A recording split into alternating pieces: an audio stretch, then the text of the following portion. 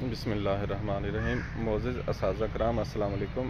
کل سے social media پہ میرے کچھ سیاسی حریف جو امپلائیز ویلفیئر ایسوسی ایشن کے الیکشن میں میری کی گئی کسی بات کو بغیر سیاق و سباق کے اپنے مقاصد کے لیے ایڈٹ کر کے شیئر کر رہے ہیں۔